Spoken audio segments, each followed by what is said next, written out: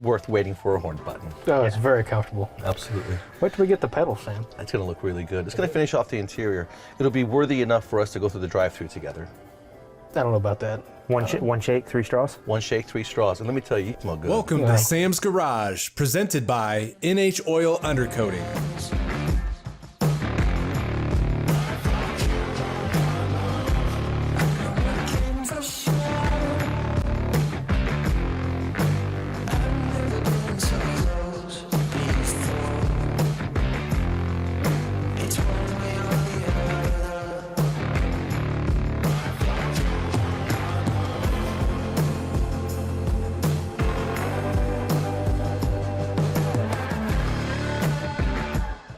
On this episode of Sam's Garage, the Lokar team is in the garage to dress up the interior of Sam's Chevy truck with the new steering wheel.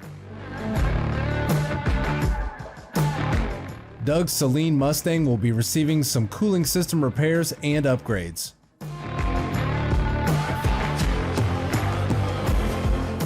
Sam plans to do some heat management in a high horsepower Cadillac ATSV.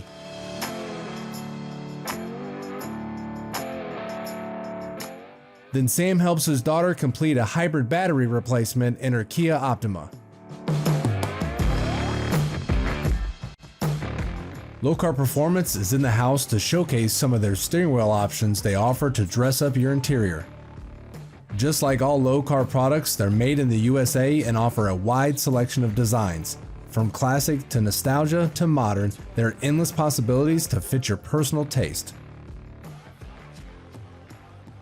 So Kevin, Travis, I built this about 8 years ago. We just did a 14-inch classic on it. It looks beautiful. The rest of the truck is put together so well and nice. But that steering wheel, even though it looks OEM correct to this, I feel like we need to put some bling on the interior. Well, I mean, that thing's a plastic steering wheel at the end of the day, right? So the GM, it's nice, but they're gonna make things on the lower end. So we've got leather, full wrap, hand-stitched steering wheels. We've got stainless steering wheels. Check that out. I mean, we've got a ton of options. What Travis has right there is actually a steering wheel we have for the Trans Ams. But last year we developed a hub that'll actually take you from this steering column to that steering wheel. It's a flat steering wheel, so it's a little bit of a racer look, and I thought you might like that, but we brought you a real special gift. Check it out. Blue. That is cool. It's got some rake to it. So one of the things we do at LeCarra that most people don't is we'll custom wrap the steering wheel. So if you have this leather and you send it to us, we'll cut it out, stitch it up. We can change the stitching color, we can add the texture of the leather, all that stuff.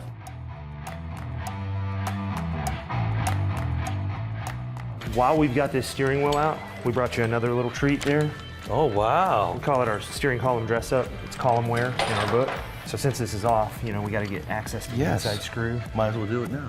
Nice little upgrade. Easy upgrade, really. Some people are a little timid about pulling stuff apart. The hardest part about this whole setup is getting it out of the packaging.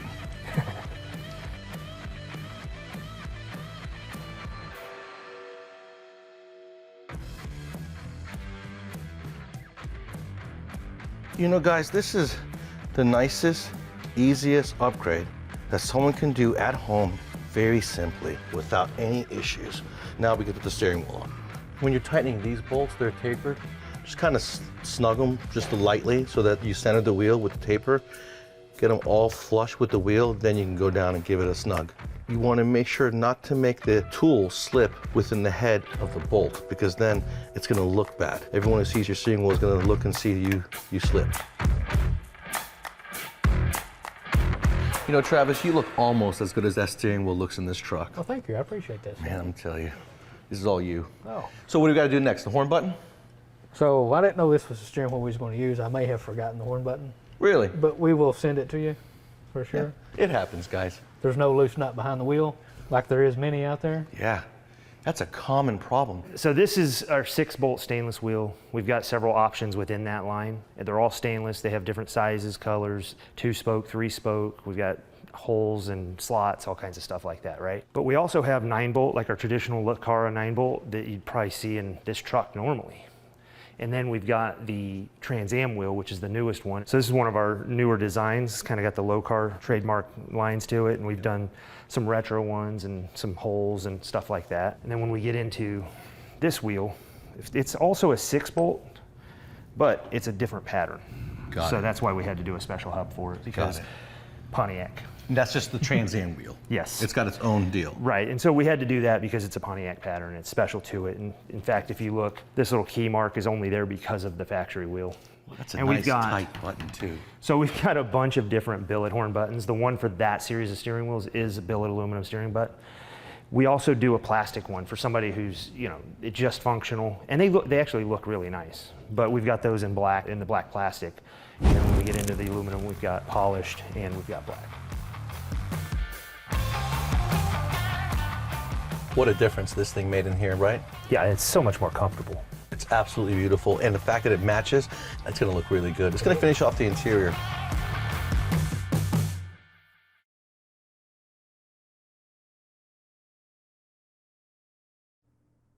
Welcome back to Sam's Garage, presented by NH Oil Undercoating. Doug's Saleen Mustang got a little hot out on the track and is in need for some cooling system upgrades. Sam was able to source a new expansion tank to replace the original one that failed. While addressing the cooling system, Sam will also be installing a new thermostat to help keep the engine temps under control. So this week, we're gonna fix what you broke on the track. And luckily, it was just the expansion tank. That's true, Sam. I was very fortunate. And while we're doing the expansion tank, of course, you wanna do a new expansion tank cap, radiator cap. In his case, it's a screw-on. And because he overheated on the racetrack, I'm gonna address the thermostat. I'm assuming you have a 180 in there. We got a 160 for you. That should help you out when you're going fast. Anything will help me out when I'm going fast. I got to keep this baby cool. There you go, just like you are. I did get the expansion tank per the VIN number from Ford. This guy right here, it's a hook, and it's awesome for removing radiator hoses or heater hoses because the heater hose and rubber tends to get really stiff. You could take your pliers and go around the hose and move it, but if it's something plastic with it'll break, right? So you take this, stick it in the hole in between, it separates it. That way you can just pull the hose right off. You don't damage anything. You can see where it's separated right here. It's still intact here, it's separated here. And that makes sense. That's where it blew all over. This is the expansion tank, right? Yep. This is your old one, and you see that it's bonded together. There's a seam right there, and I feel like this thing gave up.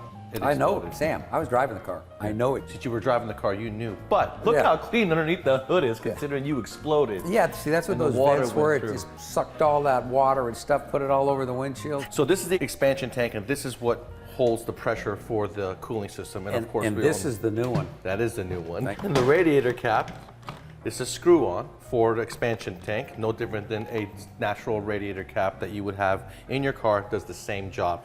The cap introduces pressure, keeps pressure in the system, and tell everybody why and what does pressure do to the cooling system. Well, Sam, from an engineering terms, it's PV equals NRT. So only thing you have to do is look it up. It has everything to do with the pressure, the temperature, the volume, and then there's certain constants that it runs into it. So basically, by having a tank right here, we're going to be able to raise our boiling point of the water, and that's what we want to be. It's like a pressure cooker. That's what a pressure cooker does, is it raises the temperature of the boiling water. PV equals NRT. That's why you're the engineer, and we just install this stuff. And we yell at the engineers while we're installing this stuff. And you should. So what Doug and I are looking at here is the fact that the flow of the factory thermostat is a lot greater, and therefore water will transfer through it faster. Correct. This one here is a lower temperature, which will keep the water cooler about 20 degrees. Yeah, it'll open up unless the temperature is already climbing. Once it's already open, then you got to get it flow. Right. Now the best way to fill up a cooling system is to introduce a leak at the very top of the system. And since cars were really cool back in the day, a lot of cars had bleeder valves back in the day. Yeah. Today, take a hose off, create the leak. That way makes it a lot faster for the transfer. First, I like to introduce the water. That way, in case there's a leak, if it holds the water, it should hold the coolant. We don't want things to corrode, so it's real important that we use distilled water and DI water. Why do we use DI water, Sam? So that the corrosive nature of the water doesn't kill the block. Thank you. What we have here is straight coolant. It is not a 50-50 mix. You save money that way because you get double the coolant for the same price as the 50-50 mix. We're gonna burp it. We're gonna make sure it runs and drives and everything else is okay. And then we got a couple more items to fix, which is the rear end. We're gonna put a new window motor in it, and then we're gonna fix the AC. Great. And then down the road, we're gonna take out the ethanol, put in gas, and show you guys how to go backwards as far as horsepower goes.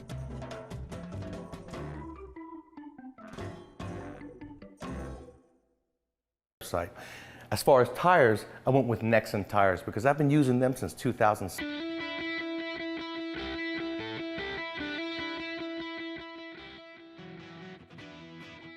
The Brothers Truck Chevy Hemi project is finally complete. Just got done installing the Dakota digital gauges. I need some wheels, right? So I went to Vision Wheel. They've been doing a great job for over 40 years, since 1975. And I've got myself a good set of wheels, affordable. They look good. Check out their catalog, full color catalog. Check out their website. As far as tires, I went with Nexen tires because I've been using them since 2006. I've been using them since they first were introduced to the world, and they've come a long way. Quality tires at a real affordable price. I went to Tire Distributors of Georgia because I am a commercial outlet, and that's what you got to do. They're a distributor. I want good customer service, I want great prices, and I want awesome delivery. And Tire Distributors of Georgia completely furnishes that for me here in the Southeast. So if you guys want a good set of wheels and a good set of tires, and you want to not break the bank, but you want to look good at the same time, check out Vision Wheels and have your local dealer check out Tire Distributors of Georgia.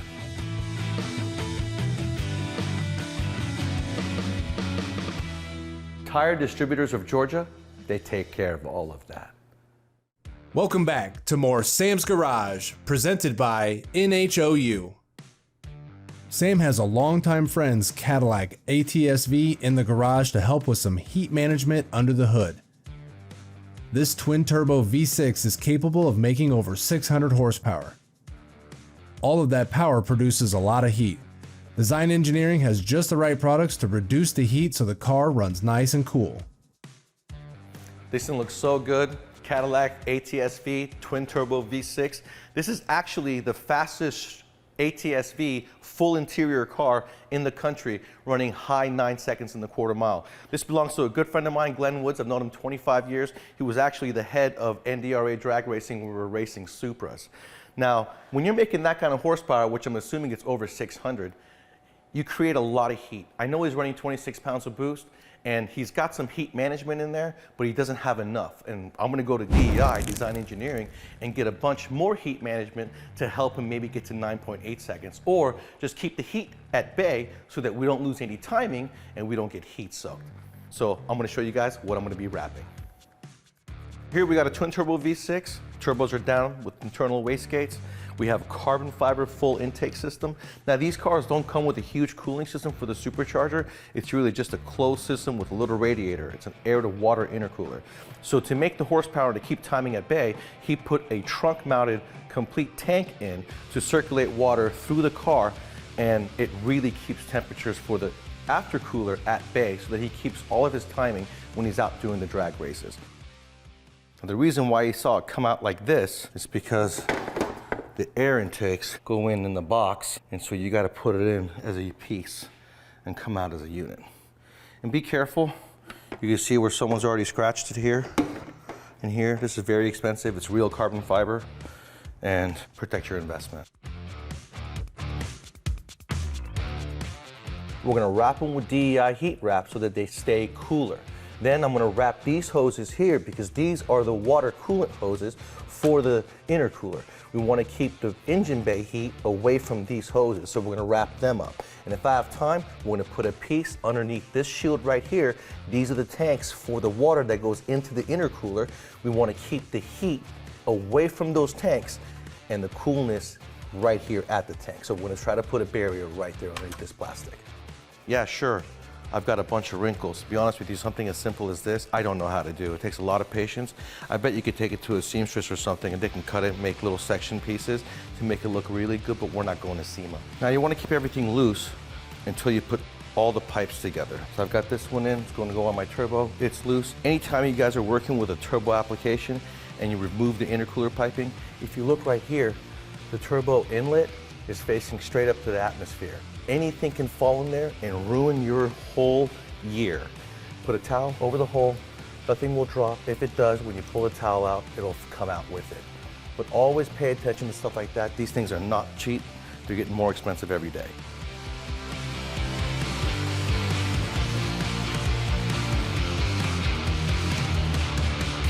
Well, there you go.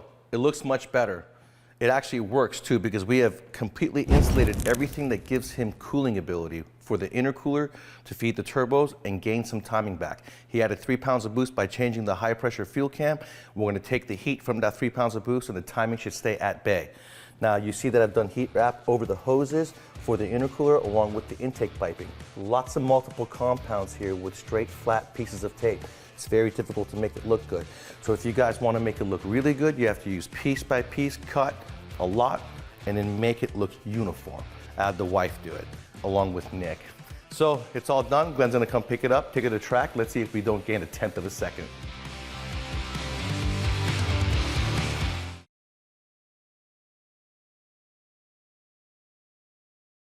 Sam spends some quality time with his daughter while helping her complete a maintenance service on her Kia Optima.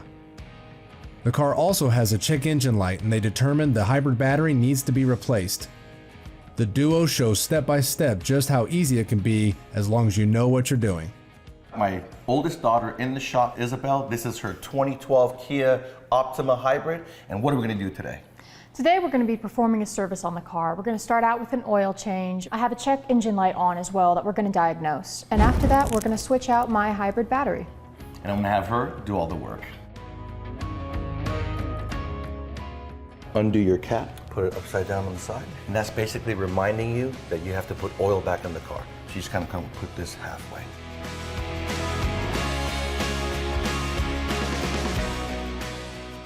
While you're letting it drain, what we're gonna do is we're gonna grab this flashlight up against the suspension. You're gonna look at that axle boot, and you wanna come over here to the left and kind of span your engine. So we're good here. I'm gonna grab yourself a new crush washer to put on your drain plug. We're gonna put the drain plug back in and attack the oil filter. So I'll meet you right there. All right, so you always wanna change out the crush washer when you're doing the oil change. You've got a new one in your hand, go ahead and put it on, and then go ahead and thread it in. And you're good there. Now, the oil filter has already been removed. You always wanna put lubrication on the O-ring, but if you look up at the housing, you'll see there's already oil residue there. Just go ahead and spin that guy on until you can't spin it no more. That's good. So now our oil change is done. We've done a good visual inspection up here, and we're gonna attack that check engine light.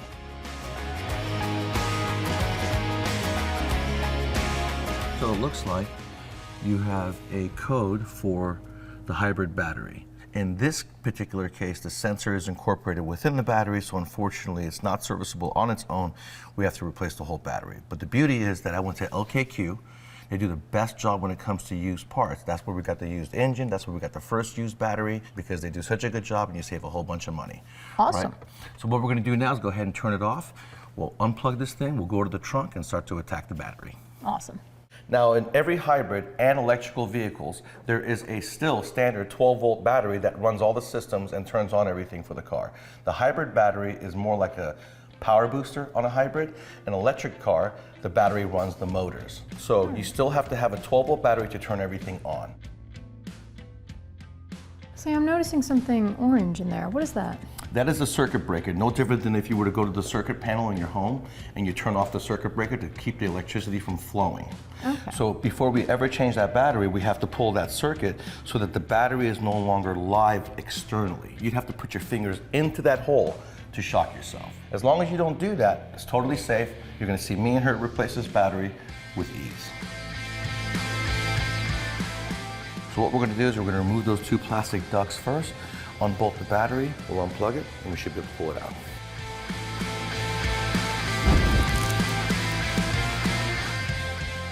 So when it comes to a hybrid, the most important thing is the electrical connections go into the motor, which is these two guys right here. Crystal clean, it's gotta have no debris on it.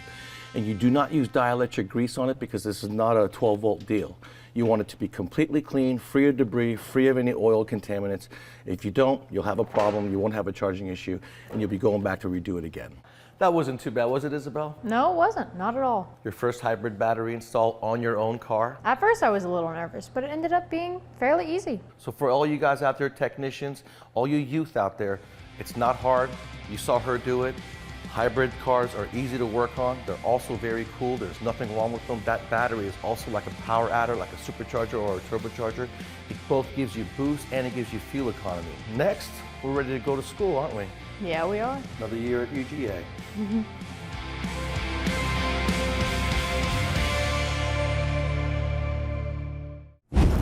Be sure to check out Sam's Garage on these other media platforms.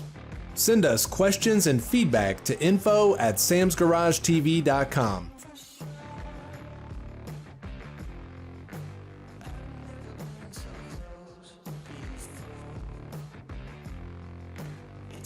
Thanks for tuning in to this week's episode of Sam's Garage.